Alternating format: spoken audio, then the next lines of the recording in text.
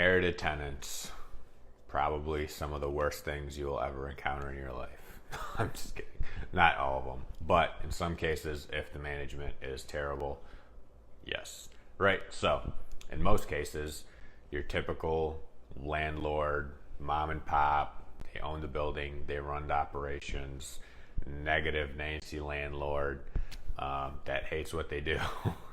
um, those are not your ideal.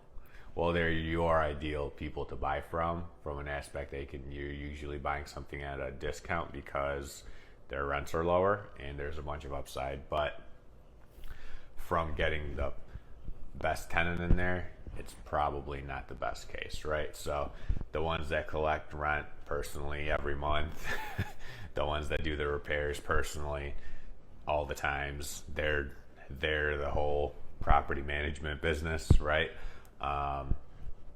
The ones that in conversation tell you that, hey, I keep the rents low so this thing gets filled up. And by low, I mean like low, right? So like $200-300 under what the rents should be, even on a like non-rehabbed unit, right? So these are usually the landlords that do have the bad tenants that you encounter, right? So you just kind of got to factor that, because when you come in and you take over the property, you're going to have some tenants that are happy, that are excited, that like, hey, this I don't get to see this guy every month anymore, right? I can pay online, or I can use this new technology that you guys have, and everything's so much better, and it's so much easier for them to pay their bills or pay their rent or whatever, right? And but at the same time, you have the other tenants that don't like change. They're hard-headed. They're like, I'm used to doing it this way, and this is how it's always going to be done.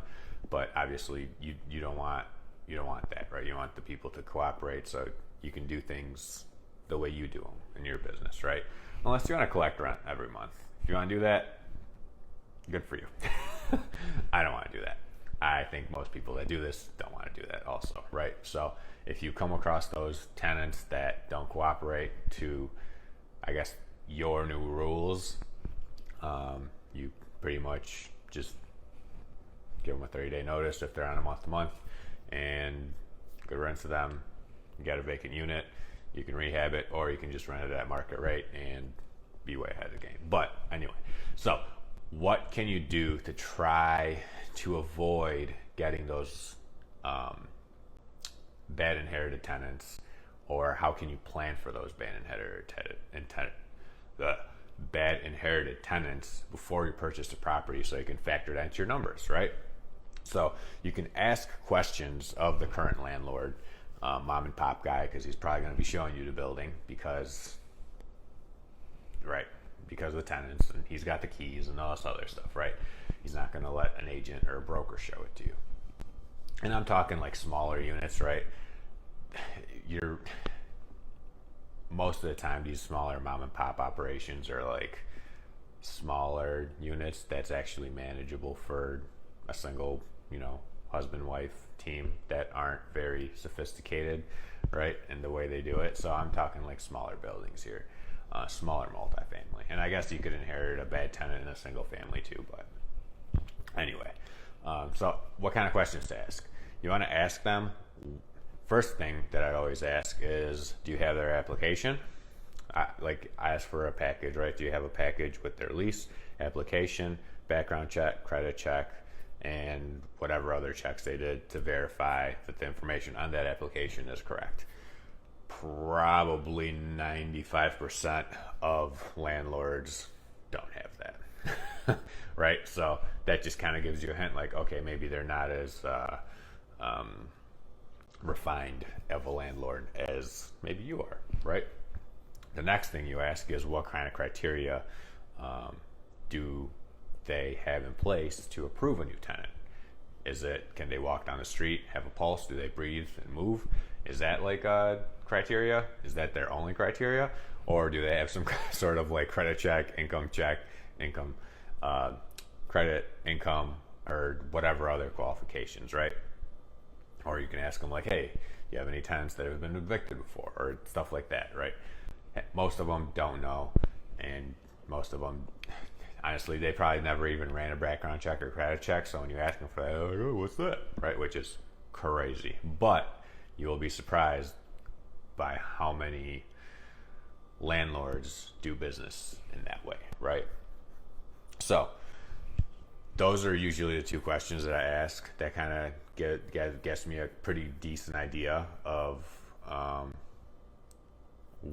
what I'm kind of getting into, and I can kind of factor that into my numbers. Like, okay, I'm probably going to have, like, on these 10 units, I'm probably going to have, I don't know, 3 tenants, maybe more, depending on how terrible the landlord was, that are probably not going to be a good fit for us, or they're probably not going to want to start paying online or start doing things the way we do them, right? They're not going to be happy that a new sheriff's in town, sort of thing, right? So just kind of factor that in when you're buying a place, to know that you might have some vacancy, right? So always ask that. It's literally impossible to know. You might get a building that has the best tenants ever. You might get a whole building where you have the worst tenants ever, right? So those are just like 2 little questions that you can ask to kind of ask what, so you can kind of get an idea of what kind of tenants you're getting. If they actually give you their background checks, credit checks, income verification, like all that stuff, if they have that stuff, that would be amazing. But like I said, most people don't have them. But if they just give you a criteria of what they use to approve them, that's pretty good, because that means they have a criteria. So, inherited tenants, yeah, sometimes they suck, sometimes they're good. You just kind of never know what you get. Same thing with when you're getting a tenant for yourself, right? They might look great on paper, great income, great credit, great everything, but when you get them in there, they may pay the first month and then never pay ever again, right? So you just never know. But hope this helps. So if you're buying a property that does have tenants in there, kind of ask for that information, see if you can get it. And if you can't, just kind of have a conversation with the owners or the landlord to kind of figure out what they did to place these people, right? So hope this helped, and drop a comment below if you got one or a question, and I will see you on the next one.